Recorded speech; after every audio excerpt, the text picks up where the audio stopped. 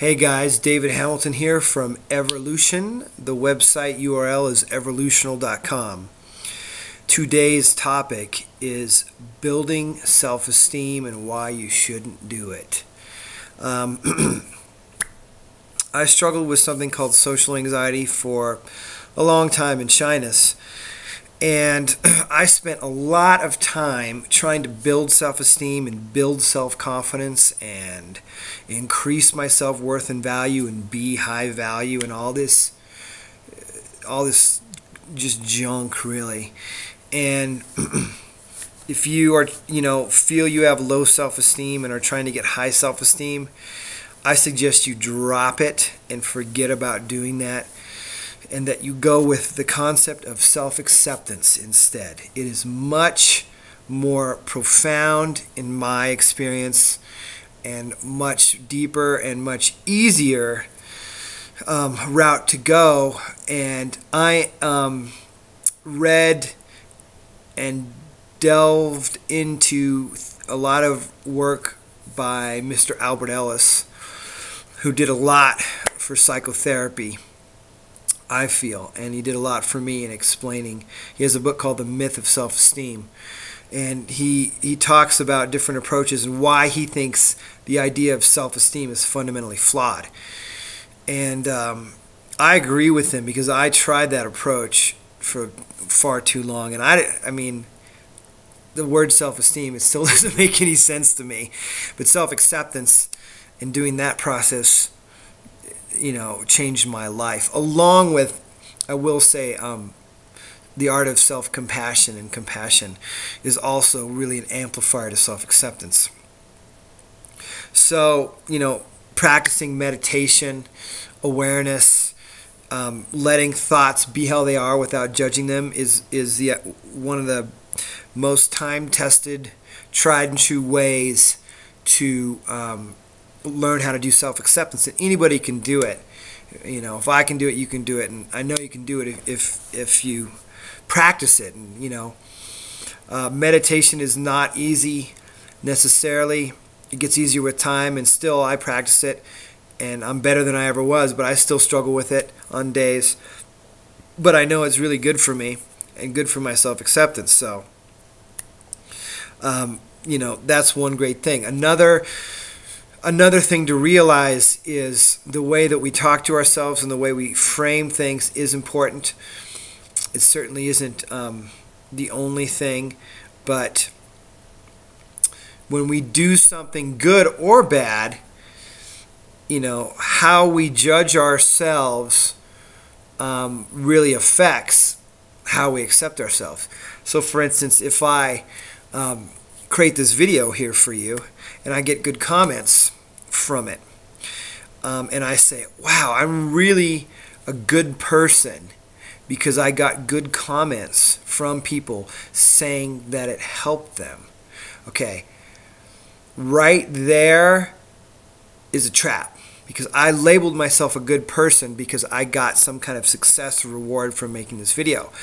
Instead of saying I'm a person, not judging, but saying I'm a person or I'm a human being that made a video that helped people and they said it was good, and that makes me feel good.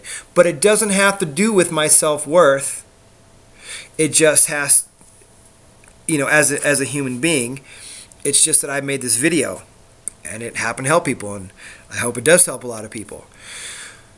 Alternatively, if I make a video and it sucks and people say, this is a bunch of crap, and what are you talking about? And then if I go, well, I'm a loser because I made this video that people didn't like, they commented badly, that's probably an easier trap to see, right, as far as how I'm judging myself. Instead of saying I'm a person who made a video that people didn't like, and I can try to do better next time, but it doesn't have anything to do with who I am as a human being and my value. It has to do with my skill set in making videos and talking about self-acceptance or personal development or self-growth or whatever you want to call it.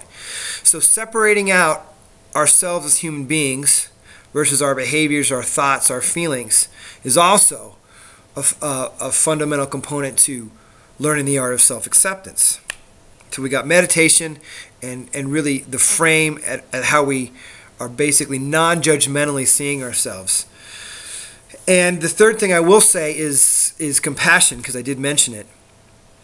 Compassion is one of these things that I heard about for years that I just didn't understand. It seemed like this, like it was kind of like love and compassion. I didn't really get what compassion was.